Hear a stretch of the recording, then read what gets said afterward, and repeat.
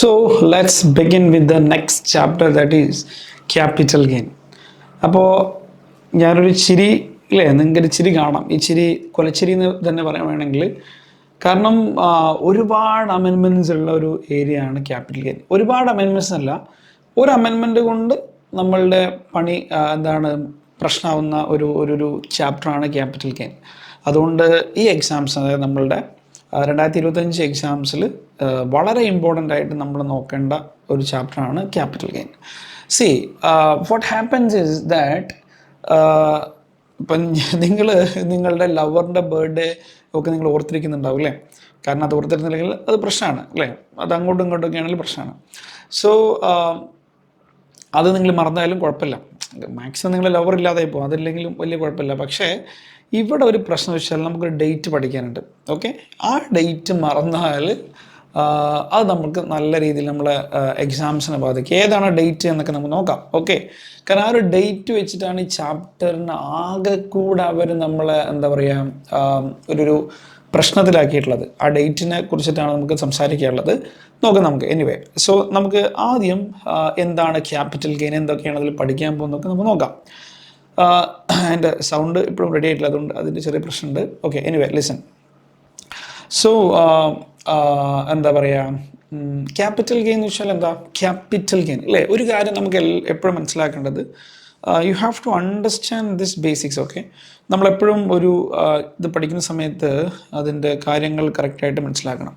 നമ്മൾ first basics പഠിച്ച സമയത്ത് പറഞ്ഞിട്ടുണ്ടായിരുന്നു, നമ്മളുടെ രണ്ട് ടൈപ്സ് ഓഫ് റെസിപ്റ്റ്സ് ഉണ്ടാവും. We have revenue receipts and capital receipts. Do you remember that buddies? ഇതാണ് revenue receipts and capital receipts അല്ലേ? ഓക്കെ, അതായത് ഞാൻ പറഞ്ഞിട്ടുണ്ടായിരുന്നു, revenue receipts are normally taxable. നമുക്കിപ്പോൾ കിട്ടുന്ന സാലറി, ബിസിനസ് ഇൻകം, അതൊക്കെ റവന്യൂ റെസിപ്റ്റ്സ് ആണ്. That is normally taxable. അപ്പോൾ revenue receipts are normally taxable unless it is exempted, അല്ലെങ്കിൽ ടാക്സബിൾ അല്ല എന്ന് പറയുകയാണെങ്കിൽ മാത്രം ടാക്സ് കൊടുക്കണ്ട, അല്ലെങ്കിൽ എല്ലാം നമ്മൾ എന്ത് ചെയ്യണം? ടാക്സ് കൊടുക്കണം. അതാണ് revenue receipts. But when it comes to capital receipts എന്ന് വെച്ചാൽ എപ്പോഴെങ്കിലുമൊക്കെ കിട്ടുന്ന പിന്നെ എന്താ പറയുക, എപ്പോഴെങ്കിലുമൊക്കെ കിട്ടുന്ന എമൗണ്ടുകൾ. ഇപ്പോൾ എക്സാമ്പിൾ, ഇപ്പോൾ നമ്മളൊരു ലാൻഡ് വിൽക്കുക അല്ലെങ്കിൽ ബിൽഡിംഗ് വിൽക്കുക, ഒന്നും എപ്പോഴും സംഭവിക്കുന്ന കാര്യമില്ല unless you are A real estate businessman. അല്ലാതെ അല്ലേ, നോർമലി ഇപ്പോൾ നമ്മൾ ലാൻഡ് ഒന്നും വിൽക്കുമോ? ഒരിക്കലും വിൽക്കില്ല അല്ലേ? അപ്പോൾ അതൊക്കെ ഒരു ക്യാപിറ്റൽ റെസിപ്റ്റ്സ് ആണ്. അപ്പോൾ ക്യാപിറ്റൽ റെസിപ്റ്റ്സ് എന്ന് പറയുമ്പോൾ it can B land sale, അല്ലെങ്കിൽ അസറ്റ് സെയിൽസ്, അല്ലെങ്കിൽ നമ്മുടെ എന്താ പറയുക, ഇപ്പം നിങ്ങളുടെ കാറ് വാങ്ങി, കാറ് നിങ്ങൾ സെക്കൻഡ് ഹാൻഡ് ആയിട്ട് വിൽക്കുന്നു, അല്ലെങ്കിൽ നിങ്ങൾക്ക് ലോട്ടറി അടിക്കുന്നു. ഇതൊക്കെ എപ്പോഴും സംഭവിക്കുന്ന കാര്യങ്ങളല്ല. ഇതിലൊരു ബേസിക്സ് ഉണ്ടാക്കിയെടുക്കേണ്ട നിങ്ങൾ. കാരണം അത് നിങ്ങൾക്ക് പ്രാക്ടിക്കലി വരുന്ന ഡൗട്ടാണ്. സാർ, ഇപ്പം ഞാനൊരു സെക്കൻഡ് ഹാൻഡ് ഞാനൊരു കാറ് വാങ്ങി, ഓക്കെ ഫൈൻ, ഞാനത് സെക്കൻഡ് ഹാൻഡ് കാർ ആയിട്ട് വിൽക്കുകയാണ് വിചാരിക്കുക. അതായത് ഞാനൊരു കാർ ഡീലർക്ക് പോയിട്ട് വിൽക്കുന്നു. അങ്ങനെയാണെങ്കിൽ രണ്ട് കാര്യങ്ങളാണ് നമുക്ക് പ്രാക്ടിക്കലി ഡൗട്ട് വരിക. വൺ ഈസ്, ഇതിന് GST വരുമോ, അതുപോലെ തന്നെ ഇതിന് ഇൻകം ടാക്സ് വരുമോ? ഇങ്ങനെ രണ്ട് കാര്യങ്ങൾ നമുക്ക് ഡൗട്ട് വരും അല്ലേ? നമുക്ക് നോർമലി വരുന്ന ഡൗട്ടാണ്. നമ്മൾ കാർ വിൽക്കുമ്പോൾ, ബൈക്ക് വിൽക്കുമ്പോൾ, അല്ലെങ്കിൽ നമ്മുടെ വീട്ടിലുള്ള ഫർണിച്ചറൊക്കെ വിൽക്കുമ്പോൾ നമുക്ക് ഇത് വരുമോ, ഈ ഒരു ടാക്സ് വരുമോ? GSTൻ്റെ കേസിൽ ഞാൻ പറഞ്ഞിട്ടുണ്ട്, നിങ്ങൾ എൻ്റെ ക്ലാസ് കേട്ടിട്ടുണ്ടാവും, അല്ലെങ്കിൽ ആരുടെയും ക്ലാസ് ഉണ്ടാവും. അപ്പോൾ അതിൽ നമ്മൾ ക്ലിയർലി പറഞ്ഞിട്ടുണ്ട്, ഇതിൻ്റെ തന്നെ ഒരു എക്സാമ്പിൾ വെച്ച് സ്റ്റാർട്ട് ചെയ്തിട്ടുണ്ടായിരുന്നു. ഒരു കാറ് വിൽക്കുന്നതിനെ കുറിച്ചുള്ളൊരു എക്സാമ്പിൾ വെച്ച് സ്റ്റാർട്ട് ചെയ്തിട്ടുണ്ടായിരുന്നു. അപ്പോൾ അതിൽ ക്ലിയർലി പറഞ്ഞിട്ട്, നമ്മളാണ് സെക്കൻഡ് ഹാൻഡ് കാർ വിൽക്കുന്നതെങ്കിൽ നമ്മളവിടെ ആരാണ്? സപ്ലയർ ആണ് അല്ലേ? പക്ഷേ നമ്മളുടെ കാരണം നമുക്ക് പൈസ ഇട്ടാണ്. പക്ഷെ നമ്മുടെ ബിസിനസ് ആണോ ഇത്? അല്ല, ബിസിനസ്സാണ്. അതുകൊണ്ട് GST ഒരിക്കലും അങ്ങനത്തെ നമ്മുടെ പേഴ്സണൽ കാര്യങ്ങളില്ല, പേഴ്സണലായിട്ടുള്ള കാറുകൾ, പേഴ്സണലായിട്ടുള്ള ഫർണിച്ചറൊക്കെ വിൽക്കുമ്പോൾ ഒരിക്കലും GST വരില്ല. Now what about income tax? അതിന് ഇൻകം ടാക്സ് വരും എന്നാണ് ഞാൻ ചോദിക്കുന്നത്. ഒരു കാര്യം മനസ്സിലാക്കേണ്ടത്, ഞാൻ പറഞ്ഞിട്ടുണ്ട്, ഇതൊരു ക്യാപിറ്റൽ റെസിപ്റ്റ് ആണ്. നമ്മൾ കാറ് വിൽക്കുക എന്നൊക്കെ പറയുമ്പോൾ ഡെഫിനറ്റ്ലി ക്യാപിറ്റൽ റെസിപ്റ്റ്സ് ആണ്. അല്ലെങ്കിൽ നിങ്ങൾ വീട് വിൽക്കുക അല്ലേ, നിങ്ങൾ താമസിക്കുന്ന വീട് വിൽക്കുക, അതൊക്കെ ക്യാപിറ്റൽ റെസിപ്റ്റ് ആണ്. ഞാൻ പറഞ്ഞു, capital receipts are taxable only if it is specifically provided. അതായത് ക്യാപിറ്റൽ അസറ്റ് എപ്പോൾ മാത്രമേ ടാക്സബിൾ ആവുക? അത് ക്ലിയർലി പറയാണ്, ദിസ് ഇസ് ടാക്സബിൾ എന്ന് പറഞ്ഞാൽ മാത്രം ടാക്സ് കൊടുത്താൽ മതി, അല്ലെങ്കിൽ ടാക്സ് കൊടുക്കണ്ട. ഞാൻ പറയട്ടെ, നമുക്ക് രണ്ടായിട്ട് കാറ്റഗറൈസ് ചെയ്യാം. ഒന്നിപ്പോൾ ലോട്ടറി, അതൊക്കെ ഒരു ക്യാപിറ്റൽ റെസിപ്റ്റ് ആണ്. അത് ഇൻകം ഫ്രം അതർ സോഴ്സിൽ നമ്മൾ പഠിക്കുന്നുണ്ട്, സ്പെസിഫിക്കലി പഠിക്കുന്നുണ്ട്. അതെന്താണ്, ടാക്സബിൾ ആണ്. ലോട്ടറി അങ്ങനത്തെ കാര്യങ്ങളൊക്കെ അതൊരു ടാക്സബിൾ ആണ്. ഇനി വീട് വിൽക്കുക, അത് ക്യാപിറ്റൽ ഗെയിൻ ചാപ്റ്ററിൽ പറയുന്നുണ്ട്, നിങ്ങൾ വീട് വിൽക്കുമ്പോൾ അതൊരു ക്യാപിറ്റൽ അസെറ്റാണ്, അതുകൊണ്ട് അതിന് ഡെഫിനറ്റ്ലി ക്യാപിറ്റൽ ഗെയിൻ ടാക്സ് കൊടുക്കണം. അപ്പം ഞാൻ പറഞ്ഞത് നമ്മളെ വീട് വിൽക്കുക, അല്ലേ, ലാൻഡ് വിൽക്കുക, അതൊക്കെ ക്യാപിറ്റൽ ഗെയിനിൽ സ്പെസിഫിക്കലി പറഞ്ഞിട്ടുണ്ട്.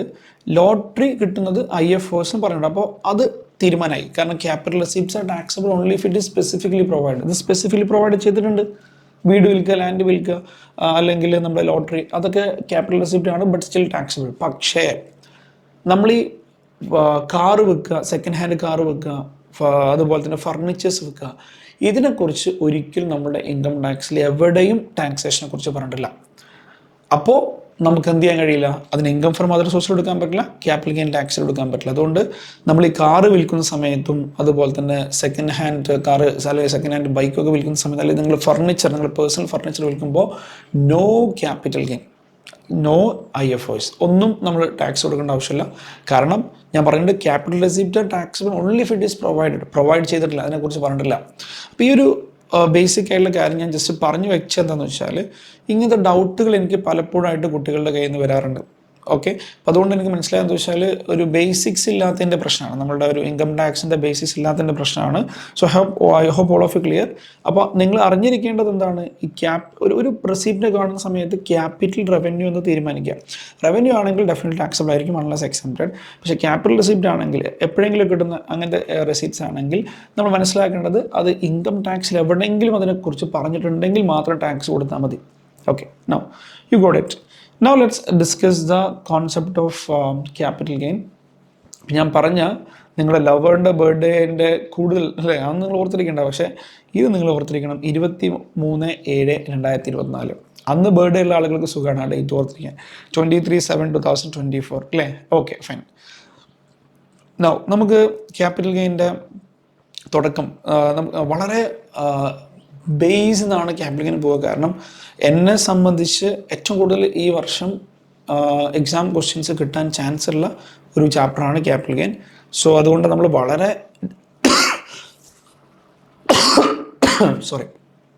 ഡീറ്റെയിൽ ആയിട്ട് നമ്മൾ എന്ത് ചെയ്യും, ഈ ചാപ്റ്റർ കവർ ചെയ്യും ഫ്രം ദ ബേസിക്സ്. ഓക്കെ, ഒരു രീതിയിലുള്ള കൺഫ്യൂഷൻസോ ഒന്നും വരാൻ പാടില്ല.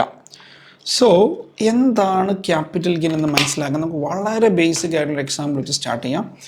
അപ്പോൾ നിങ്ങൾക്ക് ഓൾറെഡി അറിയുന്ന ആളുകളായിരിക്കും. അങ്ങനെയാണെങ്കിൽ നിങ്ങൾ എന്ത് ചെയ്യുക, ഒരു 2x ഇട്ട് കേൾക്കുക കേട്ടോ. അറിയാത്തവർ 1x ഇട്ട് കേട്ടാൽ മതി. അറിയുന്ന ആളുകൾ 2x ഇട്ടുകൊണ്ട് പെട്ടെന്ന് പോവാം. ഓക്കെ, ഫസ്റ്റ് ഒരു സ്റ്റാർട്ടിങ്. ഓക്കെ, നൗ ഇപ്പോൾ ഞാനൊരു ലാൻഡ് വാങ്ങി.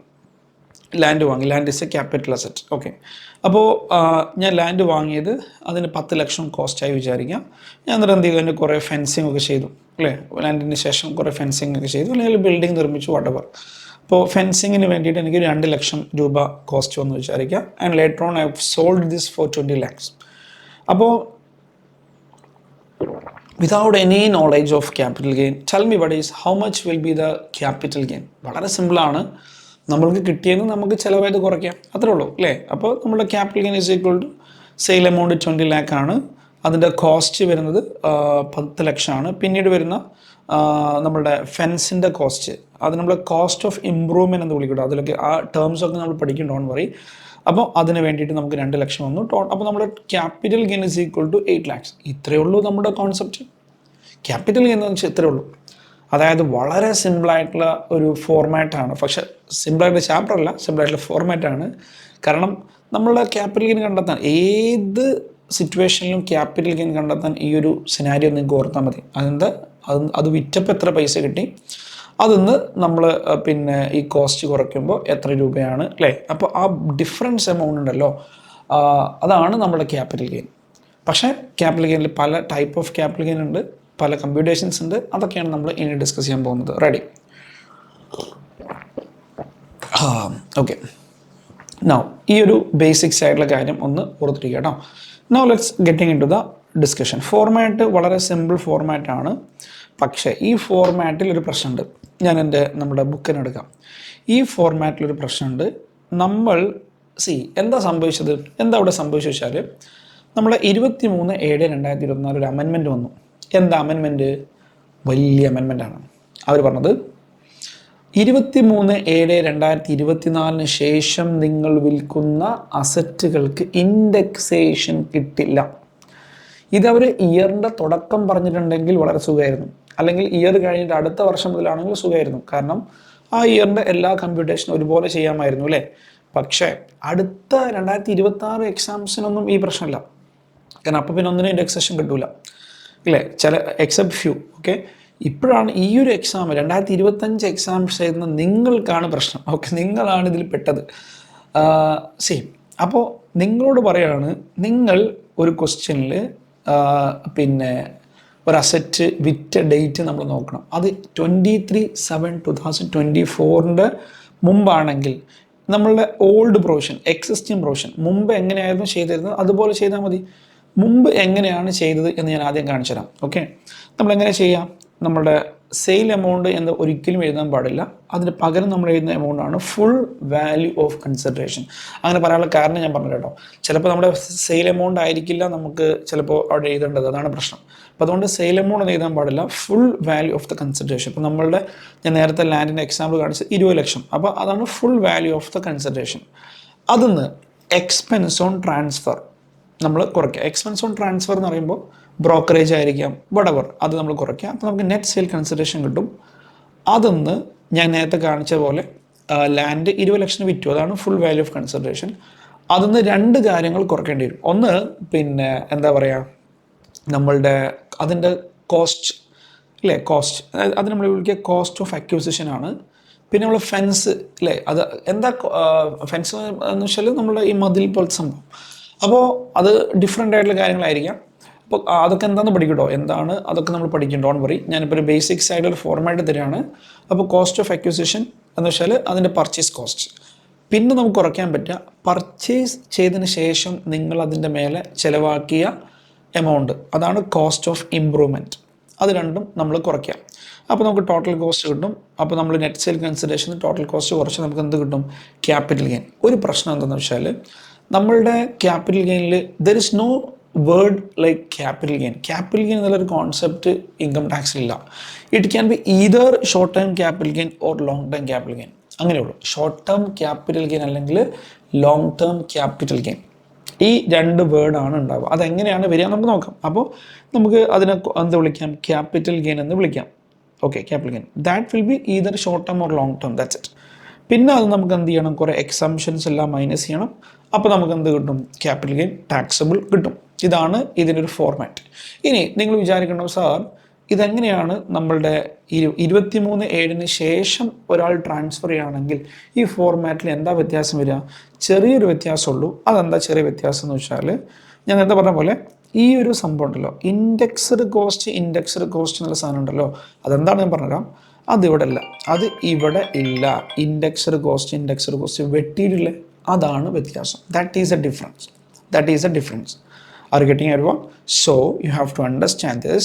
നമ്മൾ ആ ഡേറ്റ് നമ്മുടെ മനസ്സിൽ ചേർക്കുക. 23/7/2024 23/7/2024 മുമ്പ് നമ്മൾ ട്രാൻസ്ഫർ ചെയ്യുകയാണെങ്കിൽ വിത്ത് ഇൻഡെക്സേഷനും, ആരാണത്?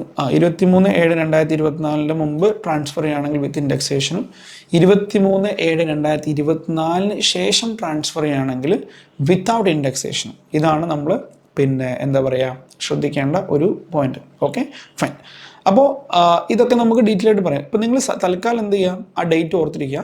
എന്നിട്ട് തൽക്കാലം നിങ്ങളുടെ പഴയ ഈ ഒരു ഫോർമാറ്റ് ഇപ്പോൾ ഓർത്തിരിക്കുക.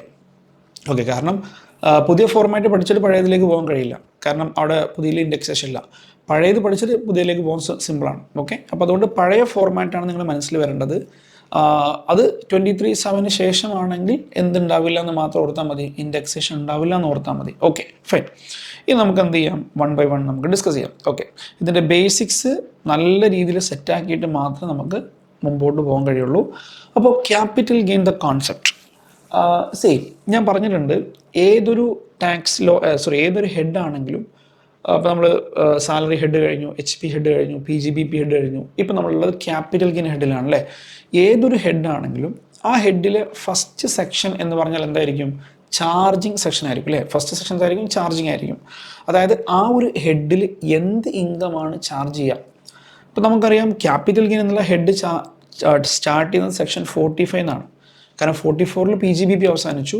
അപ്പോൾ 45 എന്നാണ് ക്യാപിറ്റൽ ഗെയിൻ സ്റ്റാർട്ട് ചെയ്യുന്നത് വിത്ത് എന്താണ് റേഞ്ചിങ് ടു 45 അങ്ങനെ ഓർത്താൽ മതി അല്ലേ?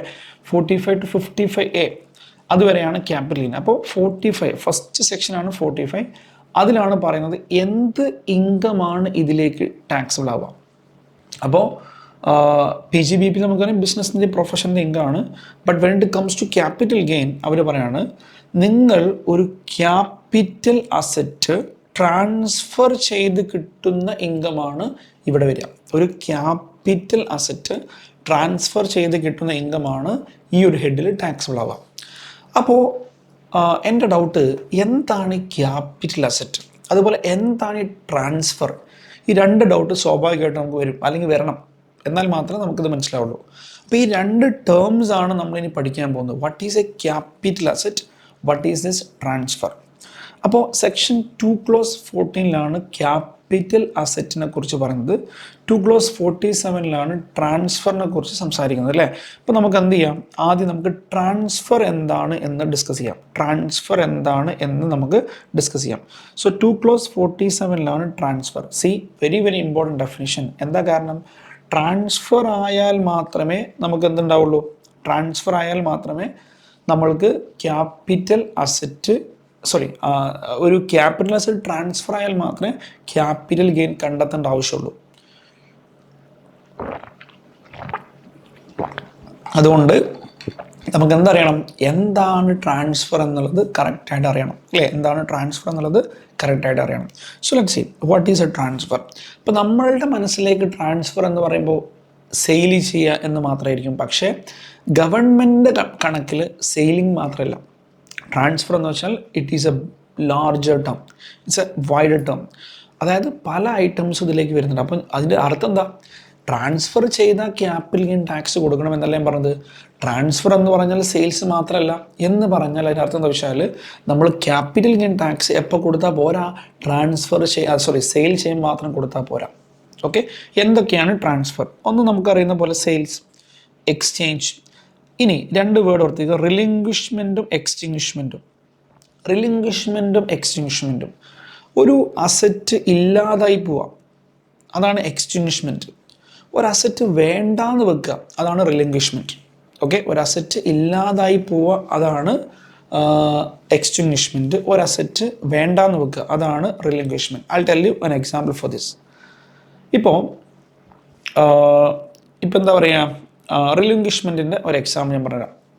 നിങ്ങളിപ്പോൾ എന്ത് ചെയ്യണം, നിങ്ങൾക്കൊരു അസറ്റ് ഉണ്ട് വിചാരിക്കാം, ഒരു ഇൻവെസ്റ്റ്മെൻ്റ് ഉണ്ട് വിചാരിക്കാം.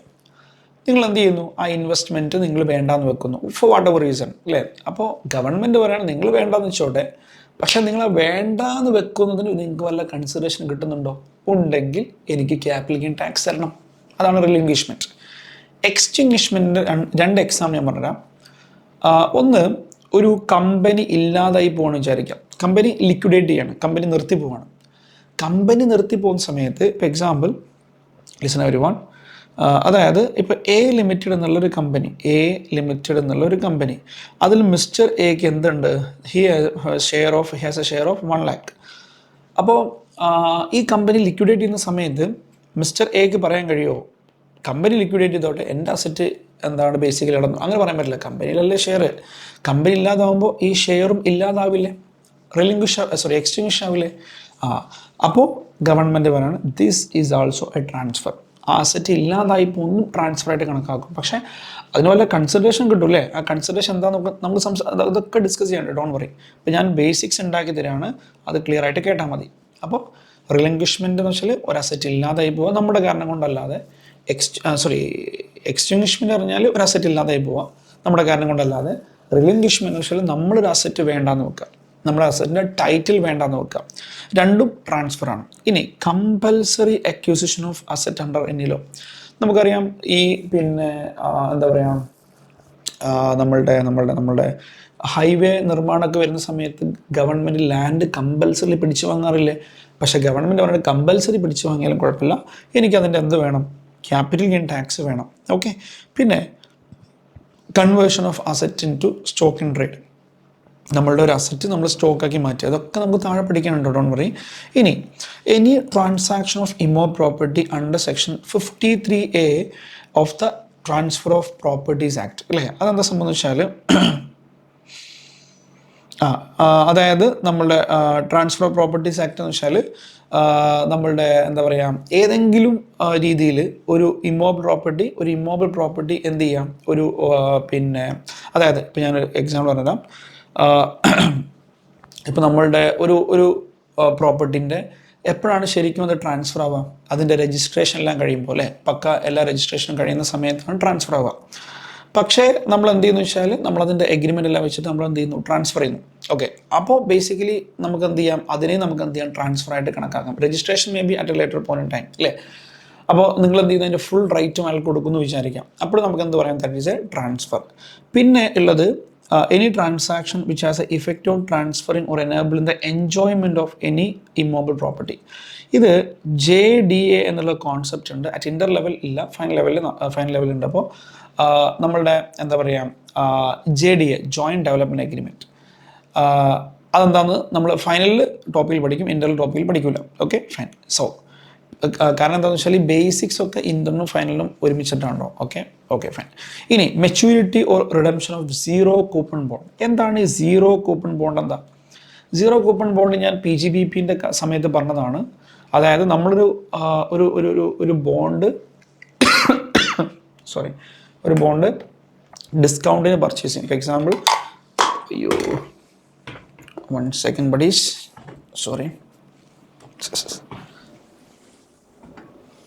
നമ്മൾ ഒരു 1 lakh rupees ബോണ്ട് 80,000 rupees നമുക്ക് കമ്പനി ഇഷ്യൂ ചെയ്യും. പിന്നെ അതിൻ്റെ ഇടയിൽ നമുക്ക് വേറൊന്നും കിട്ടൂല. പിന്നെ എന്താ സംഭവിക്കുക? അതിൻ്റെ കാലാവധി കഴിയുന്ന സമയത്ത് കമ്പനി നമുക്ക് 1 lakh തിരിച്ചു തരും. അപ്പോൾ അതാണ് റിഡംഷൻ. അപ്പോൾ നമ്മളെന്താ സംഭവിക്കുന്നത്? നമ്മളുടെ കയ്യിലുള്ള ബോണ്ട്, നമ്മൾ 80,000 നമുക്ക് വാങ്ങിയ ബോണ്ട് നമ്മൾ 1 lakhന് കമ്പനിക്ക് തിരിച്ച് വിൽക്കുന്ന പോലെയല്ലേ? അപ്പോൾ അതൊരു ട്രാൻസ്ഫർ ആയിട്ട് കണക്കാക്കും. That also A transfer. അപ്പോൾ ഏതായാലും ഇതിൻ്റെ ഡെഫിനിഷൻ ഞാൻ നിങ്ങൾക്ക് പറഞ്ഞു തരാനുള്ള കാരണം എന്താ വെച്ചാൽ, നിങ്ങൾ ഒരു കാര്യം മാത്രം മനസ്സിലാക്കിയാൽ മതി. കാരണം ഇതൊക്കെ നമ്മൾ താഴെ പഠിക്കുന്നതാണോ, കമ്പൽസറി അക്വിസിഷൻ, കൺവേർഷൻ, ഇതൊക്കെ നമ്മൾ പഠിക്കുന്നുണ്ട്. ഓക്കെ. അപ്പോൾ ഒരു കാര്യം ഇപ്പോൾ മനസ്സിലാക്കിയാൽ മതി. നമ്മൾ വിചാരിക്കുന്ന പോലെ ഒരു ആക്ച്വൽ സെയിൽസിൻ്റെ കേസിൽ മാത്രമല്ല എന്ത് വരിക, നമ്മളുടെ ക്യാപിറ്റൽ ഗെയിൻ വരിക. അത് നമ്മൾ സെയിൽ ചെയ്യണം എന്നുള്ള ഇൻറ്റൻഷനോടല്ലാതെ, ഫോർ എക്സാമ്പിൾ ഗവൺമെൻറ് നമ്മുടെ കയ്യിൽ നിന്ന് കമ്പൽസറി അക്യൂർ ചെയ്തു, എന്നാൽ പോലും നമ്മൾ ക്യാപിറ്റൽ ഗെയിൻ ടാക്സ് കൊടുക്കണമെന്നാണ് നമ്മുടെ ലോ പറയുന്നത് അല്ലേ? അപ്പോൾ ഇതൊക്കെ നമ്മൾ താഴെ പഠിക്കുക. അപ്പോൾ ഒരു കാര്യം മനസ്സിലായി, ട്രാൻസ്ഫർ നടന്നാൽ മാത്രമാണ് നമുക്ക് ക്യാപിറ്റൽ ഗെയിൻ വരിക. എന്താണ് ട്രാൻസ്ഫർ എന്ന് മനസ്സിലായി, which is a wider term, not just a sales മാത്രമല്ല, അതിനപ്പുറത്തേക്ക് പല കാര്യങ്ങളും ട്രാൻസ്ഫർ ആയിട്ട് നമുക്ക് കണക്കാക്കാം. ആ സാഹചര്യത്തിലെല്ലാം, അപ്പോൾ ഈ പറഞ്ഞ സിറ്റുവേഷൻസിലെല്ലാം നമ്മൾ എന്ത് ചെയ്യേണ്ടി വരും?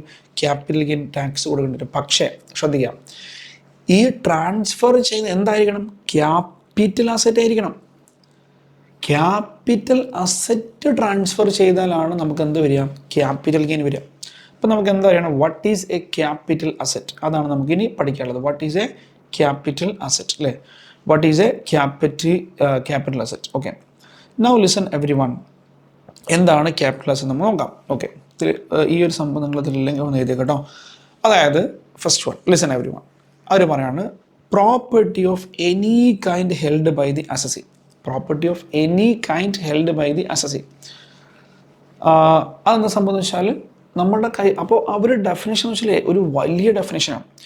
എനി കൈൻഡ് ഓഫ് പ്രോപ്പർട്ടി, അല്ലാതെ ഇന്ന സാധനങ്ങൾ മാത്രമാണ് ക്യാപിറ്റൽ അസറ്റ് എന്നല്ല പറയുന്നത്.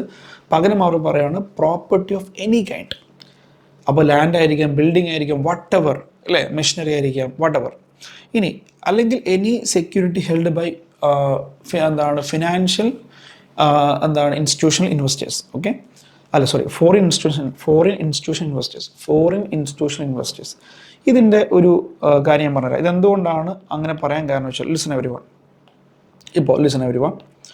ഇപ്പോൾ എ ലിമിറ്റഡ് എന്നുള്ള കമ്പനി, അവരുടെ മെയിൻ ബിസിനസ് ഈസ് എന്താണ് ഷെയർ ട്രേഡിംഗ് ആണ് വിചാരിക്കുക, ഷെയർ ട്രേഡിംഗ് ആണ് വിചാരിക്കുക.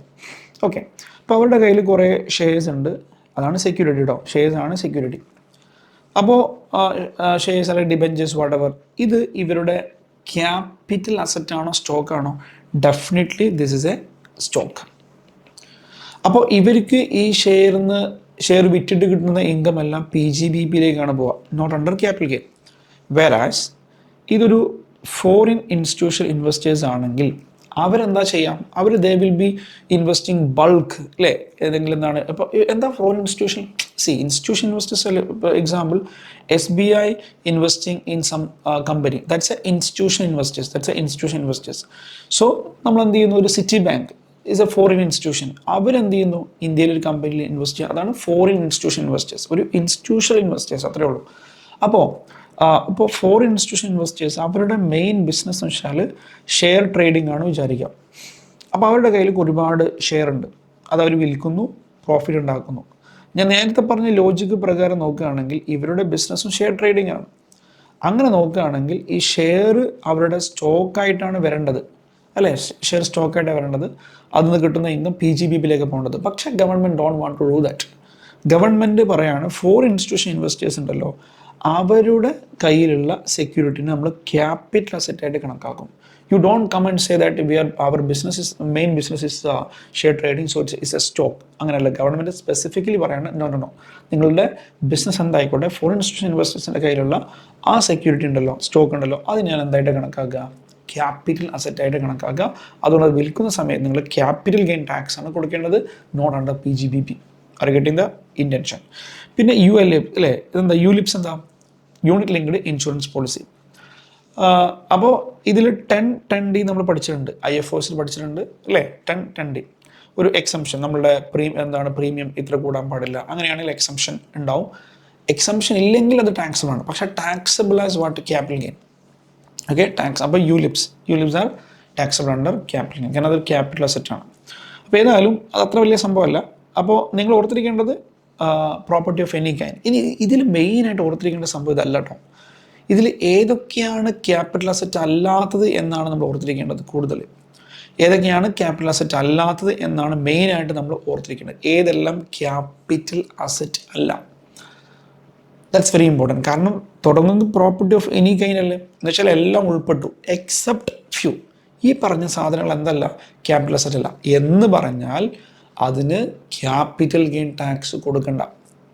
ഓക്കെ, ഏതൊക്കെയാണ് എക്സ്ക്ലൂഡ്സ്? സ്റ്റോക്ക് ഇൻ ട്രേഡ്, അവർ പറയേണ്ട ആവശ്യമില്ല, നമുക്കറിയാം സ്റ്റോക്ക് ഇൻ ട്രേഡ് ഒരിക്കലും ക്യാപിറ്റൽ അസറ്റ് അല്ലല്ലോ അല്ലേ. കാരണം ഇതെന്താ പറയാൻ കാരണം വെച്ചാൽ ഞാൻ നേരത്തെ പറഞ്ഞില്ല, ലാൻഡ് നിങ്ങൾ ഒരിക്കലും ക്യാപിറ്റൽ അസറ്റ് ആണെന്ന് ഉറപ്പിക്കാൻ പാടില്ല. ഓക്കെ, നമ്മൾ ഈ ലാൻഡ് വിൽക്കുന്ന ആളുടെ ബിസിനസ് നോക്കണം. ആ വിൽക്കുന്ന ആൾ റിയൽ എസ്റ്റേറ്റ് ബിസിനസ്മാൻ ആണെങ്കിൽ ആ ലാൻഡ് സ്റ്റോക്കാണ്. അതുകൊണ്ട് ഗവൺമെൻറ് എടുത്ത് പറയാൻ കാരണം കേട്ടോ, stock in trade not a capital asset. ആ റിയൽ എസ്റ്റേറ്റ് ബിസിനസ്മാൻ്റെ സ്റ്റോക്കാണ് ലാൻഡ്, അതുകൊണ്ട് അത് ക്യാപിറ്റൽ അസറ്റ് അല്ല. പക്ഷെ നേരെ മറിച്ച് നമ്മൾ ലാൻഡ് വിൽക്കുകയാണെങ്കിൽ നമ്മൾ എന്തായി മാറി, അത് ക്യാപിറ്റൽ അസറ്റായിട്ട് മാറി. സെറ്റല്ലേ.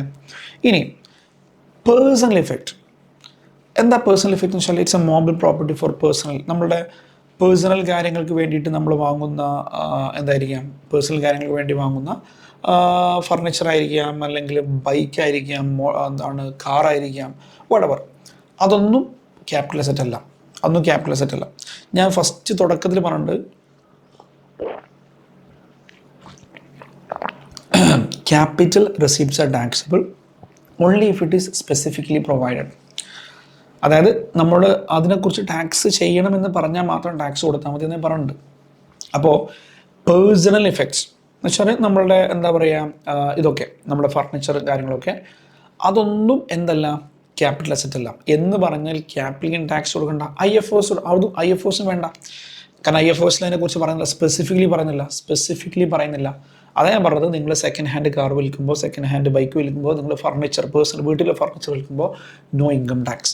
കാരണം അതൊന്നും എന്തല്ല, ക്യാപിറ്റൽ അസറ്റ് അല്ല. പക്ഷേ ഒരു ഡൗട്ട്, നിങ്ങളുടെ വീട്ടിൽ ജ്വല്ലറി ഉണ്ടാവില്ലേ, അതും ഒരു പേഴ്സണൽ ഇഫക്റ്റ് അല്ലേ? അല്ലെങ്കിൽ നിങ്ങൾ താമസിക്കുന്ന വീടില്ലേ, അത് ഞാൻ ഫസ്റ്റ് പറയാം. നിങ്ങൾ താമസിക്കുന്ന വീടില്ലേ, അതൊരു പേഴ്സണൽ ഇഫക്റ്റ് അല്ലേ? ആ വീട് വിൽക്കുമ്പോൾ നിങ്ങൾ ക്യാപിറ്റൽ ഗെയിൻ ടാക്സ് കൊടുക്കണോ?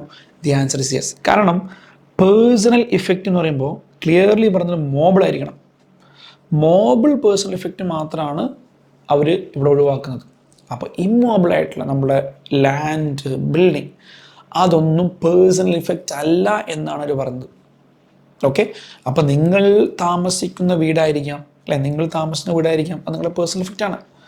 പക്ഷേ for the purpose of income tax capital gain അവർ പറയുന്നത് അതിന് നമ്മൾ എന്തായിട്ട് കൂട്ടൂല, പേഴ്സണൽ ഇഫക്റ്റ് ആയിട്ട് കൂട്ടൂല. ദാറ്റ് മീൻസ് അത് ക്യാപിറ്റൽ അസറ്റ് ആണ്. ഏത്? വീട്, ലാൻഡ്. കാരണം that is not mobile. Very very important. ക്വസ്റ്റ്യനിൽ ചെയ്യുന്ന സമയത്ത് കൺഫ്യൂഷൻ ആവും. നമ്മളോട് പറയും പേഴ്സണലി താമസിക്കുന്ന വീടാണ്, okay, personal effect, no capital gain. അങ്ങനെ ചിന്തിക്കരുത്, ഫൈൻ. ഇനി ഞാൻ പറയാൻ പോകുന്ന കാര്യം വളരെ ശ്രദ്ധിച്ചെടുക്കുക. അപ്പോൾ മോബിളായിട്ടുള്ള കാര്യങ്ങൾ ആണ് പേഴ്സണൽ ഇഫക്റ്റിൽ കൂട്ടുക. അപ്പോൾ എൻ്റെ ഡൗട്ട്, ജ്വല്ലറിയോ? ഗവൺമെൻറ് പറയുന്നത് എക്സെപ്റ്റ് അതിലേക്ക് വരാം, except jade pass. That's very important. അതായത് ഗവൺമെൻറ് പറയാണ് നിങ്ങൾ പേഴ്സണലി യൂസ് ചെയ്യാൻ വേണ്ടി വാങ്ങിയ മോബിളായിട്ടുള്ള കാര്യങ്ങൾക്ക് ക്യാപിറ്റൽ ഗെയിൻ ടാക്സ് ഉണ്ടല്ലോ, കാരണം അത് ക്യാപിറ്റൽ അസറ്റ് അല്ല. പക്ഷേ ആ മോബിൾ പ്രോപ്പർട്ടിയിൽ ജാഡ് പാസിന് നമ്മൾ കൂട്ടൂല. ആരാ jade pass? Jewellery, archaeological collection, നമ്മൾ പഴയ സാധനങ്ങളൊക്കെ നമ്മൾ കളക്ട് ചെയ്യാറില്ലേ. പിന്നെ ഡ്രോയിങ്സ്, പല പല പെയിൻറ്റിങ്സ് നമ്മൾ വാങ്ങാറുണ്ട്. Drawings, paintings, any work of art അല്ലേ, എനി വർക്ക് ഓഫ് ആർട്ട്. അതുപോലെ തന്നെ സ്കൾപ്ചേഴ്സ്, നമ്മളെ പ്രതിമകൾ ഒക്കെ വാങ്ങാറുണ്ട്. ഈ പറഞ്ഞ കാര്യങ്ങൾ അതെന്തായിട്ട് കൂട്ടൂല, പേഴ്സണൽ ഇഫക്റ്റായിട്ട് കൂട്ടൂല. എന്ന് പറഞ്ഞാൽ ഇത് ക്യാപിറ്റൽ അസറ്റാണ്. അതുകൊണ്ട് എന്ത് ചെയ്യണം, നിങ്ങൾ ടാക്സ് കൊടുത്തേ മതിയാവും. അപ്പോൾ നിങ്ങളുടെ വീട്ടിൽ നിങ്ങൾ ജ്വല്ലറി വിൽക്കുകയാണ്, എന്തെങ്കിലും ആവശ്യത്തിന് ജ്വല്ലറി വിൽക്കുകയാണ്, നിങ്ങൾക്ക് പറയാൻ പറ്റില്ല ജ്വല്ലറി വിൽക്കുമ്പോൾ അതിൻ്റെ പേഴ്സണൽ ഇഫക്റ്റ് ആണ് സാർ, അതുകൊണ്ട് ഞാൻ ക്യാപിറ്റൽ ഗെയിൻ ടാക്സ് കൊടുക്കില്ല എന്ന് പറയാൻ പറ്റില്ല. പക്ഷേ എൻ്റെ ഡൗട്ട്, ജ്വല്ലറി എടുക്കുമ്പോൾ GST വരും? ഇല്ല. അപ്പോൾ നമ്മൾ സപ്ലൈൻ്റെ ഡെഫിനിഷനിൽ വരുന്നില്ല, അതുകൊണ്ട് ജ്വല്ലറി ആണെങ്കിലും GST വരില്ല. പക്ഷേ ജ്വല്ലറി വിൽക്കുമ്പോൾ നമുക്ക് എന്ത് വരും? ഇൻകം ടാക്സ് വരും. ഓക്കെ, അപ്പോൾ ഈ കാര്യങ്ങൾ ഓർത്തിരിക്കുക. I'll tell you once again. അപ്പോൾ നിങ്ങൾ പഠിക്കേണ്ടത് പ്രോപ്പർട്ടി ഓഫ് എനി കൈൻഡ് അങ്ങനെ പഠിച്ചിട്ട് അതല്ല മെയിനായിട്ട് പഠിക്കേണ്ടത് ഇതാണ്. ഏത്? ഈ എക്സ്ക്ലൂഡ്സ് എന്തൊക്കെ പ്രോപ്പർട്ടി ക്യാപിറ്റൽ അസറ്റ് അല്ല. ഒന്ന് ഞാൻ പറഞ്ഞത് stock in trade capital asset അല്ല. പേഴ്സണൽ ഇഫക്റ്റ് എന്താ? മോബിൾ തന്നെ ഈ jade pass mobile personal effect അല്ല, ദാറ്റ് മീൻസ് ക്യാപിറ്റൽ അസറ്റ് ആണ്. പിന്നെ റൂറൽ അഗ്രികൾച്ചർ ലാൻഡ് അല്ലേ.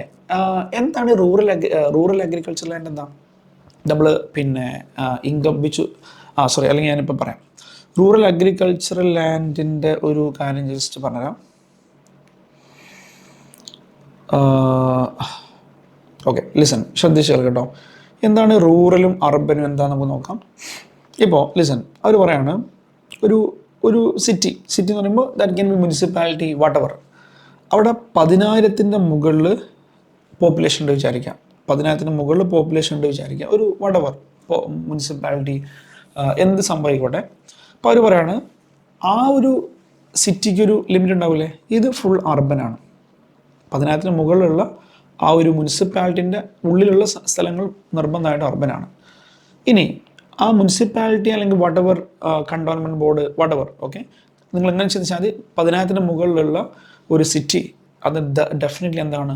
അർബൻ ഏരിയയാണ്. ഈ എൻ്റെ ഡൗട്ട്, ആ ഒരു സിറ്റീൻ്റെ ലിമിറ്റ് കഴിഞ്ഞിട്ട് ചുറ്റുള്ള സ്ഥലം ഉണ്ടാവില്ലേ, അതും അർബനാണോ എന്നാണ് ഡൗട്ട്. അപ്പോൾ നമ്മൾ എന്ത് ചെയ്യണം? ഒരു കാര്യം മനസ്സിലായി, 10,000 മുകളിലുള്ള സിറ്റി ഡെഫിനറ്റ്ലി എന്താണ്? അർബനാണ്, മനസ്സിലായി. ഇനി നമ്മളൊരു കാര്യം മനസ്സിലാക്കണമെന്ന് വെച്ചാൽ, ഈ സിറ്റീൻ്റെ പോപ്പുലേഷൻ നമുക്ക് 10,000 മുകളിലാണ്, മനസ്സിലായി. മോർ ദാൻ 10,000 ഉണ്ട്, പക്ഷേ less than or equal to 1 lakh ആണ് വിചാരിക്കാം.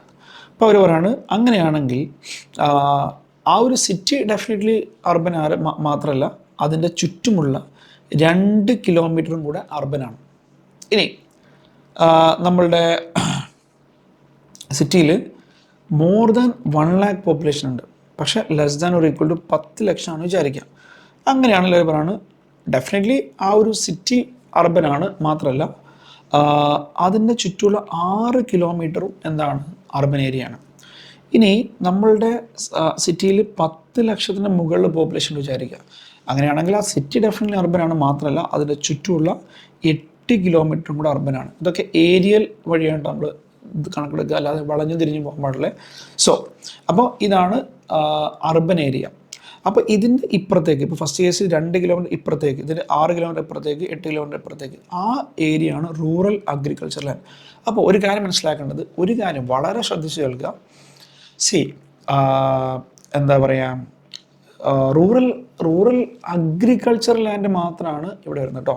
അപ്പോൾ ഇതിൻ്റെ ഉള്ളിലുള്ള അഗ്രികൾച്ചർ ലാൻഡ് ആണെങ്കിലോ, ഇതിൻ്റെ ഉള്ളിലുള്ള അഗ്രികൾച്ചർ ലാൻഡ് ആണെങ്കിൽ ഡെഫിനറ്റ്ലി ക്യാപിറ്റൽ അസറ്റ് ആണ്, ടാക്സ് കൊടുക്കേണ്ടി വരും. ഇനി റൂറൽ ഏരിയയിലുള്ള സാധാ ലാൻഡ് ആണെങ്കിലോ, നോർമൽ ലാൻഡ് ആണെങ്കിലോ, റൂറൽ ഏരിയയിൽ നോർമൽ ലാൻഡ് ആണെങ്കിലോ ഡെഫിനറ്റ്ലി ക്യാപിറ്റൽ അസറ്റ് ആണ്. ഏതാണ് ക്യാപിറ്റൽ അസറ്റ് അല്ലാത്തത്? Rural agricultural land. Rural agricultural land. Okay, that you have to understand. ഇനി നെക്സ്റ്റ് വൺ എന്താണ്? Specified gold bond. ഗവൺമെൻറ് ചില ബോണ്ടുകളൊന്നും എന്തല്ല ക്യാപിറ്റൽ അസറ്റ് അല്ല. Specified bearer bond, gold deposit bond, അതായത് അതൊന്നും ക്യാപിറ്റൽ അസറ്റ് അല്ല എന്ന് വെച്ചാൽ അതൊന്നും ക്യാപിറ്റൽ ഗെയിൻ ടാക്സ് കൊടുക്കേണ്ട ആവശ്യം ഇല്ല. അപ്പോൾ ഇത്രയും കാര്യം ആണ് നിങ്ങൾ ക്യാപിറ്റൽ അസറ്റ് എന്നുള്ളതിൽ മെയിനായിട്ട് നിങ്ങൾ പഠിച്ചിരിക്കേണ്ട കുറച്ച് കാര്യങ്ങൾ. Okay, listen. അപ്പോൾ I tell you once again, നമ്മൾ പഠിച്ചത്രേ ഉള്ളൂ. നമുക്ക് എല്ലാവർക്കും അറിയാം ക്യാപിറ്റൽ ഗെയിൻ എന്നുള്ളൊരു കോൺസെപ്റ്റാണ് നമ്മൾ പഠിക്കുന്നത്. വളരെ സിമ്പിൾ കോൺസെപ്റ്റ് മാത്രമേ ഞാനത് ഡിസ്കസ് ചെയ്തിട്ടുള്ളൂ. നമുക്ക് എല്ലാവർക്കും മനസ്സിലായി, ഒരു ക്യാപിറ്റൽ അസറ്റ് ട്രാൻസ്ഫർ ചെയ്യുമ്പോഴാണ് നമുക്ക് എന്ത് വരിക? ക്യാപിറ്റൽ ഗെയിൻ ടാക്സ് വരിക. അപ്പോൾ നമുക്ക് അറിയേണ്ടത് എന്താണ് ക്യാപിറ്റൽ അസറ്റ്, എന്താണ് ട്രാൻസ്ഫർ. അപ്പോൾ ട്രാൻസ്ഫർ ഡെഫിനിഷൻ പഠിച്ചപ്പോൾ നമുക്കൊരു കാര്യം മനസ്സിലായി, സാധാരണ സെയിൽസ് മാത്രമല്ല ട്രാൻസ്ഫർ, വേറെയും ഒരുപാട് കാര്യങ്ങൾ, കമ്പൽസറി അക്വിസിഷൻ, കൺവേർഷൻ, അല്ലേ, അതൊക്കെ നമ്മൾ താഴെ ഡിസ്കസ് ചെയ്യുന്നത്. അതുകൊണ്ടാണ് കൂടുതൽ ട്രാൻസ്ഫർ കൂടുതൽ പറയാത്തത് കേട്ടോ. ഇനി നമ്മളിപ്പോൾ പഠിച്ചത് എന്താണ് ക്യാപിറ്റൽ അസറ്റ്. അത് നിങ്ങൾ മെയിനായിട്ട് ഓർത്തിരിക്കുന്നത് ഇത്രേ ഉള്ളൂ. ക്യാപിറ്റൽ അസറ്റ് നമ്മൾ എനി കൈൻഡ് ഓഫ് പ്രോപ്പർട്ടി. പക്ഷേ രണ്ട് കാര്യങ്ങൾ മെയിനായിട്ട് ഓർത്തിരിക്കുക. ഒന്ന്, സ്റ്റോക്ക് ഇൻ ട്രേഡ് നമ്മുടെ ക്യാപിറ്റൽ അസറ്റ് അല്ല. മറ്റൊന്ന് പേഴ്സണൽ മോബിൾ എഫക്റ്റ്. അങ്ങനെ തന്നെ പഠിച്ചാൽ മതി. മോബിൾ പേഴ്സണൽ എഫക്റ്റ് എക്സെപ്റ്റ് ജാഡ്പ അല്ലാത്ത പേഴ്സണൽ മോബിൾ അസറ്റ്സുകളും എന്തല്ല? ക്യാപിറ്റൽ അസറ്റ് അല്ല. പിന്നെ rural agriculture land capital asset അല്ല. ഇത്രയും കാര്യങ്ങൾ മാത്രം നിങ്ങൾ ഇതിൽ ഓർത്താൽ മതി. ഓക്കെ, ഇനി നമുക്ക് മറ്റൊരു കാര്യത്തിലേക്ക് വരാം. ലിസൺ. ഇനി ഞാൻ പറഞ്ഞിട്ടുണ്ട് നമ്മളുടെ ക്യാപിറ്റൽ ഗെയിൻ നമുക്ക് എന്ത് ചെയ്യാം? There is nothing like A capital gain buddies. Either it is a long-term capital gain or it is a short-term capital gain. അതെങ്ങനെയാണ് ക്ലാസിഫൈ ചെയ്യാൻ നമുക്ക് നോക്കാം. അപ്പോൾ ഒരു short term capital asset transfer ചെയ്താൽ നമുക്ക് എന്ത് കിട്ടും? Short term capital gain. ഒരു long term capital asset transfer ചെയ്താലോ നമുക്ക് ലോങ് ടേം ക്യാപിറ്റൽ ഗെയിൻ കിട്ടും. അത്രേ ഉള്ളൂ. സംഭവം സിമ്പിളാണ്, അല്ലേ? നൗ ഇനിയാണ് നമ്മളുടെ പ്രശ്നം. എന്താണ് short term capital assets R, എന്താണ് ലോങ് ടേം ക്യാപിറ്റൽ അസറ്റ്സ്? അവിടെയാണ് അടുത്ത ട്വിസ്റ്റ്. നമുക്ക് നോക്കാം. ഇത് ഞാൻ ആദ്യം പറഞ്ഞത് പഴയ, അതായത് പഴയ എന്ന് പറയുമ്പോൾ നമ്മൾ ഡേറ്റ് ഓർത്തിരിക്കണം. നമ്മളുടെ എല്ലാവരും ലോവർ 23 അതായത് ഇൻകം ടാക്സ് ആണ്. അപ്പോൾ ഇൻകം ടാക്സിൻ്റെ പുതിയ അമെൻമെൻ്റ് ബേർഡേ ആണ് 23/7/2024. അതാണ് പഴയത് പുതിയത് കേട്ടോ. അപ്പോൾ എക്സ് ഇതും പിന്നെ എന്താണ് ഇപ്പോഴത്തെ 23/7 ശേഷമുള്ളതും. അപ്പോൾ ഞാൻ ആദ്യം പഴയത് പറയാം. പഴയ സിനാരിയോ പറഞ്ഞിട്ട് ഞാൻ എന്ത് ചെയ്യാം? പുതിയ സിനാരിയോയിലേക്ക് വരാം. പഴയ സിനാരിയോയിൽ പറയാണ്, അപ്പോൾ നിങ്ങൾ ബുക്കിൽ കൊടുത്തിട്ടുണ്ടാവും, if the asset transferred before 23/7/2024. അപ്പോൾ അവിടുത്തെ കേസാണ് ഞാൻ ആദ്യം പറയുന്നത്. നോക്കാം, ലിസൺ എവരി വൺ കെയർഫുള്ളി. പഴയ ഇതിൽ അവർ പറയാണ് നമുക്ക് ലോങ് ടേം ആണോ ഷോർട്ട് ടേം ആണോ. ഇപ്പോൾ നമുക്ക് നിങ്ങൾ അക്കൗണ്ടിങ് പ്രകാരം നിങ്ങൾക്കറിയാം എപ്പോഴാണ് ഒരു അസറ്റ് ലോങ് ടേം ആവുക, അതായത് നോൺ കറണ്ട് ആവുക, അതാണ് ലോങ് ടേം. ഒരു വർഷത്തിന് മുകളിൽ നമ്മൾ ഹോൾഡ് ചെയ്യുകയാണെങ്കിൽ that is A non current asset, അല്ലെങ്കിൽ കറണ്ട് അസറ്റ്സ്, അതാണ് ഇവിടെ ലോങ് ടേം ഷോർട്ട് ടേം. പക്ഷേ ഇവിടെ നമുക്ക് ഒരു വർഷം എന്നുള്ള സംഭവമല്ല. നമുക്ക് 3 കാറ്റഗറി ഉണ്ട്: 12 മന്ത്, 24 മന്ത്, 36 മന്ത്. അതായത് ചില അസറ്റുകൾ നമ്മൾ 12 മാസത്തിൽ കൂടുതൽ ഹോൾഡ് ചെയ്താൽ അത് നോൺ കറണ്ടായി, ലോങ് ടേം ആയി. പക്ഷെ ചില അസറ്റുകൾ 24 മാസത്തിൽ കൂടുതൽ ഹോൾഡ് ചെയ്താലാണ് നോൺ കറണ്ട് ലോങ് ടേം ആവുക. ചില അസറ്റുകൾ 36 മാസത്തിന് മുകളിൽ ഹോൾഡ് ചെയ്താലാണ് നോൺ കറണ്ട് ആവുക, അതായത് ലോങ് ടേം ആവുക. ഏതൊക്കെയാണ് 12 മാസത്തിൻ്റെ കാറ്റഗറി വരുന്നത് വെച്ചാൽ ലിസ്റ്റഡ് സെക്യൂരിറ്റി. എന്താണ് ലിസ്റ്റഡ് സെക്യൂരിറ്റി പറഞ്ഞാൽ? ലിസ്റ്റഡ് സെക്യൂരിറ്റി എന്ന് വെച്ചാൽ നമ്മളുടെ എന്താ പറയുക, സ്റ്റോക്ക് മാർക്കറ്റിൽ ലിസ്റ്റ് ചെയ്തിട്ടുള്ള സെക്യൂരിറ്റി. ഓക്കെ, അതാണ് ലിസ്റ്റഡ് സെക്യൂരിറ്റി. രണ്ടാമത് unit of equity oriented fund, അല്ലെങ്കിൽ യൂണിറ്റ് ഓഫ് UTI. പല ആളുകൾക്ക് ഡൗട്ട് വരുന്ന സംഭവമാണ്, എന്താണ് sir unit of equity oriented fund എന്താണ്, അല്ലേ?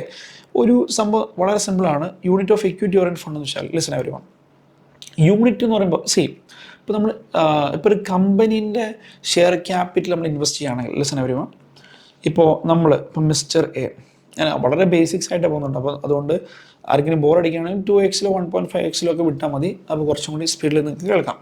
ലിസൺ എവരിവൺ, മിസ്റ്റർ എ, കാരണം അത് ബേസിക്സ് ഇല്ലാത്ത ആളുകൾക്ക് വളരെ യൂസ്ഫുൾ ആയിരിക്കും ഇങ്ങനെ മെല്ലെ പോകുന്നതുകൊണ്ട്. മിസ്റ്റർ എ എ ലിമിറ്റഡിൻ്റെ ഷെയർ ക്യാപിറ്റൽ കുറച്ച് ഷെയർ വാങ്ങി.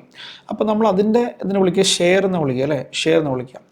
Okay fine. ഇനി നമ്മൾ മിസ്റ്റർ എ എന്ത് ചെയ്യാണ്, ഒരു മ്യൂച്വൽ ഫണ്ടിൽ, എന്താ മ്യൂച്വൽ ഫണ്ട്, അവരെന്ത് ചെയ്യും, പല ആളുകളുടെ കയ്യിൽ നിന്ന് ഫണ്ട് സ്വീകരിക്കും. ഒരു മ്യൂച്വൽ ഫണ്ട് പറഞ്ഞാൽ ഒരു ഓർഗനൈസേഷൻ.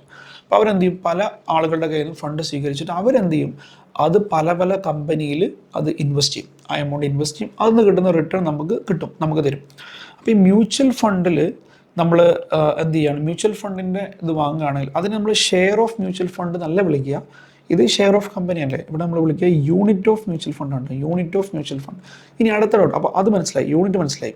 ഇനി അടുത്ത ഡൗട്ട്, എന്താ sir unit of equity oriented fund? അപ്പോൾ ഫണ്ട് എന്ന് പറയുമ്പോൾ നത്തിങ് ബട്ട് മ്യൂച്വൽ ഫണ്ട് കേട്ടോ, മ്യൂച്വൽ ഫണ്ടാണ്.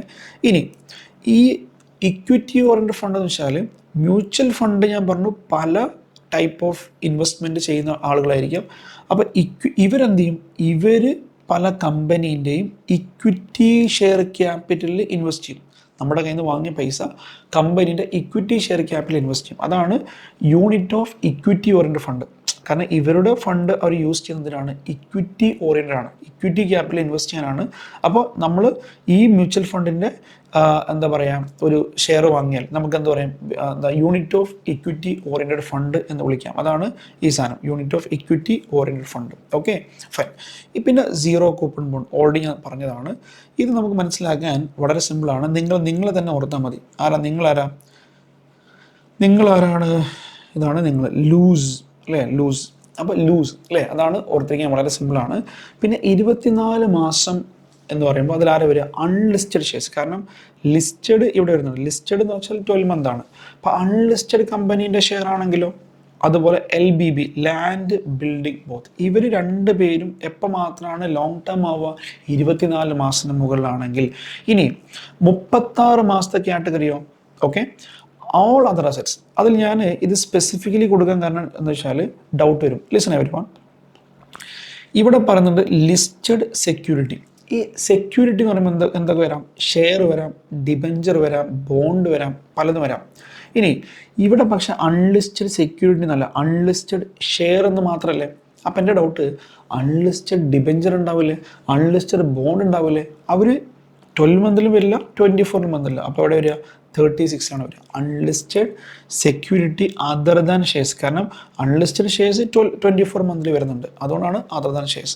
പിന്നെ ഓൾ അതർ അസറ്റ്സ്. അപ്പോൾ വെരി സിമ്പിൾ, നിങ്ങൾ ഈ രണ്ട് കാറ്റഗറി മാത്രം പഠിച്ചാൽ മതി. 12 month 24 month പഠിക്കുക, ബാക്കിയെല്ലാം 36 ആണ്. അത്രേ ഉള്ളൂ, വളരെ സിമ്പിളായിട്ട് നമുക്ക് ഓർത്തിരിക്കാം. ഇനി എന്താണ് സാർ പുതിയ അമെൻമെൻറ്റ്? എന്താ, വെരി സിമ്പിൾ, അവർ 3 കാറ്റഗറി മാറ്റിയിട്ട് 2 കാറ്റഗറി ആക്കി, 12 month 24 month. അതായത് അപ്പോൾ നിങ്ങൾക്ക് പഠിക്കാൻ വളരെ സിമ്പിളാണ്, 12 month മാത്രം പഠിച്ചാൽ മതി. പക്ഷേ ഇതെപ്പോൾ മാത്രമേ ഇങ്ങനെ നോക്കാൻ പറ്റുള്ളൂ, 23/7 ശേഷം ട്രാൻസ്ഫർ ചെയ്തിട്ടെങ്കിൽ മാത്രം, അവിടെയാണ് പ്രശ്നം.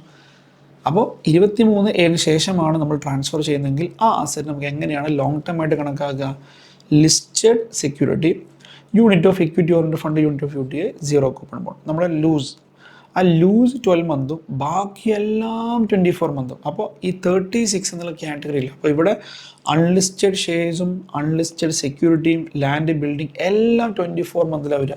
There is nothing called 36 months. 36 month category എന്നുള്ള കോൺസെപ്റ്റ് ഇല്ലാതെ ആക്കി. ഇനി there is another amendment that's also important. Okay, അവർ പറയാണ് following are always short term capital case. അതായത് ഈ താഴെ പറയുന്ന 3 ആളുകളുടെ കേസിൽ നിങ്ങൾ എന്ത് ചെയ്യാൻ പാടില്ല, എത്ര വർഷം ഹോൾഡ് ചെയ്തു എന്ന് നോക്കാൻ പാടില്ല, എത്ര വർഷം ഹോൾഡ് ചെയ്തു എന്ന് നോക്കാൻ പാടില്ല. അവർ irrespective of the period of holding, 12 month ആയിക്കോട്ടെ, 24 month, 36 48 വാട്ട് എവർ ഇയേഴ്സ്, അവരെ നിർബന്ധമായിട്ട് നമ്മൾ എന്തായിട്ട് കണക്കാക്കണം, ഷോർട്ട് ടേം ആയിട്ട് കണക്കാക്കണം. അതായത് ആരൊക്കെയാണത്, unit of specified mutual fund acquired on after 1/4/2023, market link debentures, unlisted bond debenture transfer after 23/7/2024. ഇതിൽ നമ്മൾ ഈ 2 കാര്യങ്ങളെ കുറിച്ചിട്ട് സെപ്പറേറ്റ്ലി പഠിക്കുന്നുണ്ട്. ഫസ്റ്റത്തെ 2 കാര്യങ്ങളെക്കുറിച്ച് സെപ്പറേറ്റ്ലി പഠിക്കുന്നുണ്ട്, അതുകൊണ്ട് നിങ്ങൾ അത് ഓർത്തിരിക്കുക. പക്ഷേ ഇതുണ്ടല്ലോ, അൺലിസ്റ്റഡ് ബോണ്ടും അൺലിസ്റ്റഡ് ഡിബഞ്ചേഴ്സും, അവരെ നമ്മൾ ഓൾവേസ് ഇനി എന്താ കണക്കാക്കുക, ഷോർട്ട് ടേം ആയിട്ട് കണക്കാക്കുക. ഓക്കെ, പക്ഷേ 23/7 ശേഷം. അപ്പോൾ നോക്ക് നിങ്ങൾ, എൻ്റെ ഡൗട്ട് നമുക്ക് ഇതൊന്ന് അനലൈസ് ചെയ്യാം. Unlisted bond, unlisted bond, unlisted shares. Okay, unlisted debenture. ഇതാണ് സെക്യൂരിറ്റി. നമുക്ക് ആരും എന്ത് വിളിക്കാം? അൺലിസ്റ്റഡ് സെക്യൂരിറ്റി എന്ന് വിളിക്കാം. Unlisted security other than shares. അപ്പോൾ ഇവർ 23/7 മുമ്പാണെങ്കിൽ, ഞാൻ ബിഫോർ എന്ന് മാത്രമേ എഴുതുള്ളൂ. ബിഫോർ ആണെങ്കിൽ നമുക്കറിയാം ഇതിൽ ഏത് കാറ്റഗറിയാണ്? 36 വരാം, 36 മാസം. കാരണം ഞാൻ പറഞ്ഞു അൺലിസ്റ്റഡ് ഷെയർസ് മാത്രം 24, അൺലിസ്റ്റഡ് സെക്യൂരിറ്റി ബോണ്ട് ഡിബെഞ്ചറൊക്കെ അവിടെയാണ് വരിക. അപ്പോൾ അവർ 36 മാസത്തിന് മുകളിലാണെങ്കിൽ ലോങ് ടേം, അല്ലെങ്കിൽ ഷോർട്ട് ടേം. പക്ഷേ ആഫ്റ്റർ ഈ ഡേറ്റ് ആണെങ്കിൽ നിങ്ങളിങ്ങനെ ചെക്ക് ചെയ്യരുത്, ഓൾവേസ് എന്തായിരിക്കും? ഷോർട്ട് ടേം ആയിരിക്കും. ഞാൻ പറഞ്ഞ അൺലിസ്റ്റഡ് ബോണ്ടും അൺലിസ്റ്റഡ് ഡിബെഞ്ചറും. അൺലിസ്റ്റഡ് ഷെയർ ഇല്ല കേട്ടോ. അൺലിസ്റ്റഡ് ഷെയറൊക്കെ നമ്മൾ സാധാ ചെയ്യുന്ന പോലെ ഈ 24 മന്തിലാണ് വരിക. Okay, so that is A very very important. അല്ലെങ്കിൽ നിങ്ങൾക്ക് കൺഫ്യൂഷൻ ആവുകയാണെങ്കിൽ ഇവിടെ എഴുതിക്കോ, അൺലിസ്റ്റഡ് ഷെയർസ് എഴുതാം, ലാൻഡ് ബിൽഡിംഗ് ബോത്ത്, പിന്നെ ഓൾ അതർ അസറ്റ്സ്, അങ്ങനെ എഴുതിയാൽ എന്നാൽ പിന്നെ തെറ്റൂല. അതും കൂടെ ഒന്ന് എന്ത് ചെയ്യുക, നിങ്ങളവിടെ നോട്ട് ചെയ്യാം. റെഡി? യെസ്. അപ്പോൾ ഇത് ആണ് നിങ്ങൾ ഒന്ന് വളരെ ഇമ്പോർട്ടൻ്റ് ആയിട്ട് പഠിക്കണം. കാരണം നമ്മളുടെ ക്യാപിറ്റൽ ഗെയിൻ ചാപ്റ്ററിൽ ഷോർട്ട് ടേം ആണോ ലോങ് ടേം ആണോ മാറിപ്പോയി കഴിഞ്ഞാൽ ആ എന്താ പറയുക, ക്വസ്റ്റ്യൻ നമ്മുടെ കയ്യിൽ നിന്ന് പോകും. കാരണം നിങ്ങൾ കറക്റ്റ് ആൻസർ നിങ്ങൾക്ക് ഒരിക്കലും കിട്ടില്ല. ലോങ് ടേം ഷോർട്ട് ടേം മാറിപ്പോയി കഴിഞ്ഞാൽ പിന്നെ തെറ്റാണ്, നിങ്ങൾക്ക് കിട്ടുന്ന എമൗണ്ട് തെറ്റാണ്. അതുകൊണ്ട് വളരെ വളരെ ഇമ്പോർട്ടൻ്റ് ആയിട്ടൊരു ക്ലാസിഫിക്കേഷനാണ് ഞാനിപ്പോൾ പറഞ്ഞത്. അപ്പോൾ ഇത് എങ്ങനെയാണ് നമ്മൾ ഇത് ലോങ് ടേം ആണോ ഷോർട്ട് ടേം ആണോ എന്നെങ്ങനെ നമ്മൾ ഇതാക്കുന്നത് വെച്ചാൽ വെരി സിമ്പിൾ. ഇപ്പോൾ നമ്മൾ 12 മന്ത്, 24 മന്ത്, അല്ലെങ്കിൽ 36, നമ്മൾ 36 പഴയതിൽ. അപ്പോൾ അത് എവിടെ മുതൽ എവിടെ വരെ ഹോൾഡ് ചെയ്യുക, എവിടെ മുതൽ എവിടെ വരെ നമ്മൾ കണ്ടെത്താം? നമ്മൾ വളരെ സിമ്പിളാണ്. നമ്മൾ പർച്ചേസ് ഡേറ്റ് മുതൽ സെയിൽ ഡേറ്റ് വരെ, അല്ലേ? പർച്ചേസ് ഡേറ്റ് മുതൽ സെയിൽ ഡേറ്റ് വരെ. എക്സാമ്പിൾ, ഞാനിപ്പോൾ ഒരു അസറ്റ്, ഞാനിപ്പോൾ ഒരു ശ്രദ്ധിക്കാം, ഞാനിപ്പോൾ ഒരു ലിസ്റ്റഡ് ഷെയർ ഞാൻ ആക്ച്വലി വാങ്ങിയത് ഒരു എന്നാ വിചാരിക്കുക 15/5/2023 വാങ്ങി വിചാരിക്കുക പർച്ചേസ്. പക്ഷെ സെയിൽ ചെയ്യുന്നത് അത് എന്നാ വിചാരിക്കുക ഒരു 20/7/2024 വിചാരിക്കുക. അപ്പോൾ ഡെഫിനറ്റ്ലി നമുക്കറിയാം എത്ര മാസമുണ്ട്, എങ്ങനെ മന്ത് കമ്പ്യൂട്ട് ചെയ്യുക? 15/5, അപ്പോൾ 15/6, 15/7, 15/8 അങ്ങനെ പോവാം. അപ്പോൾ 15/5/2024 ആകുമ്പോൾ എത്രയായി? 12 മാസമായി അല്ലേ? അപ്പോൾ ബേസിക്കലി മോർ ദാൻ 12 മന്ത് ആണ്. അപ്പോൾ ലിസ്റ്റഡ് ഷെയർസ് ആയതുകൊണ്ട് നമുക്ക് എന്ത് പറയാം? This A long term capital asset. നേരെ മറിച്ച് ഇത് ഡേറ്റ് തന്നെ ആയിക്കോട്ടെ, പക്ഷേ അത് ലാൻഡ് ആയിരുന്നെങ്കിൽ ഡെഫിനറ്റ്ലി എത്ര മാസം നോക്ക്? 15/5 എന്ന് പറയുമ്പോൾ ഡെഫിനറ്റ്ലി എത്രയും 15/5/2024 12, പിന്നെ 6/7 അല്ലേ? അപ്പോൾ ബേസിക്കലി 14 മാസമായി. 14 മാസം മാത്രമേ നമ്മൾ ഹോൾഡ് ചെയ്തുള്ളൂ, മോർ ദാൻ 14 മന്ത്സ്. നമുക്കറിയാം ലാൻഡ് ബിൽഡിംഗ് ഏത് കാറ്റഗറി? 24 മന്ത് കാറ്റഗറിയാണ്. അപ്പോൾ ലെസ് ദാൻ 24 ആണ്. അതുകൊണ്ട് this A short term. Are getting everyone? അപ്പോൾ അതുകൊണ്ട് നമ്മൾ ഈ കാര്യങ്ങൾ വളരെ ശ്രദ്ധിച്ച് കേൾക്കണം. അതായത് ആ ഒരു 12, 24, 36 ആ ഒരു രീതിയിൽ നമ്മൾ എന്ത് ചെയ്യണം? അസറ്റുകൾ ക്ലാസിഫൈ ചെയ്തിട്ട് വളരെ ശ്രദ്ധിച്ച് വേണം നമ്മൾ ഈ ഒരു ക്ലാസിഫിക്കേഷൻ ചെയ്യേണ്ടത്. കാരണം ഇത് പല ആളുകളും ഇത്ര ഇമ്പോർട്ടൻ്റ് ആയിട്ട് എടുക്കാറില്ല. പക്ഷേ ബിലീവ് മീ, അത് തെറ്റിക്കഴിഞ്ഞാൽ പിന്നെ നിങ്ങൾ ആ ക്വസ്റ്റ്യൻ എങ്ങനെ ചെയ്തിട്ടും കാര്യമില്ല, നിങ്ങൾക്ക് മാർക്ക് കിട്ടില്ല. അവിടെയാണ് പ്രശ്നം. Okay, fine. അപ്പോൾ ഞാൻ പറഞ്ഞു പർച്ചേസ് ഡേറ്റ് മുതൽ സെയിൽ ഡേറ്റ് വരെയുള്ള ഡേറ്റാണ് നമ്മളുടെ ഇതായിട്ട് എടുക്കുക. പക്ഷേ there are some special scenarios, അതാണ് നമുക്ക് നോക്കേണ്ടത്. അതിനു മുമ്പ് ഓക്കെ, അപ്പോൾ ഏതായാലും ഞാൻ ഇനി ഈ ഒരു എന്താ പറയുക വീഡിയോ കൂടുതൽ വലിച്ചു കിട്ടുന്നില്ല, നമുക്ക് ഇത്ര മതി. കാരണം അത്യാവശ്യം സമയമായിട്ടുണ്ട് അല്ലേ? അപ്പോൾ ഏതായാലും ഈ ഒരു എന്താ പറയുക ബേസിക്സ് ഒരിക്കലും എന്ത് ചെയ്യരുത്, നിങ്ങൾ പിന്നെ വിട്ടുപോകരുത് കേട്ടോ. ഇപ്പോൾ ഞാൻ പറഞ്ഞ വളരെ കുറഞ്ഞ കാര്യങ്ങൾ മാത്രമേ പറഞ്ഞിട്ടുള്ളൂ. ഒന്ന് ഞാൻ പറഞ്ഞത് ആ ഒരു ഡേറ്റ് ഓർത്തിരിക്കുക, 23/7/2024 ഓർത്തിരിക്കുക, ബിഫോർ ആഫ്റ്റർ അത് ഓർത്തിരിക്കുക. അപ്പോൾ അതിൻ്റെ ഒരു ചെറിയ ഫോർമാറ്റ് ഞാൻ പറഞ്ഞു. പിന്നെ അതുപോലെ നമ്മൾ മെയിനായിട്ട് പഠിച്ചത് എന്താണ് അസറ്റ്, എന്താണ് ക്യാപിറ്റൽ അസറ്റ്, എന്താണ് ട്രാൻസ്ഫർ, ഇതാണ് മെയിനായിട്ട് പഠിച്ചത്. പിന്നെ നമ്മൾ വളരെ ഇമ്പോർട്ടൻ്റ് പഠിച്ചത് എങ്ങനെയാണ് ഒരു അസറ്റിനെ ലോങ് ടേം ഷോർട്ട് ടേം ആയിട്ട് തിരിക്കുക. അത് ബിഫോർ ആണെങ്കിൽ 3 കാറ്റഗറി ഉണ്ട്, 20, 12, 24, 36. ആഫ്റ്റർ ആണെങ്കിൽ 12, 24. ഈസിയാണ് അല്ലേ? അപ്പോൾ എവിടെ മുതൽ എവിടെ വരെ? പർച്ചേസ് ഡേറ്റ് മുതൽ സെയിൽ ഡേറ്റ് വരെ. ഇത്രയും നമ്മൾ പറഞ്ഞിട്ടുള്ളൂ അല്ലേ? ഇനി നമ്മൾ കൂടുതലായിട്ടുള്ള എന്താണ് ട്വിസ്റ്റിലേക്ക് നമുക്ക് എന്ത് ചെയ്യാം, അടുത്ത വീഡിയോയിൽ നമുക്ക്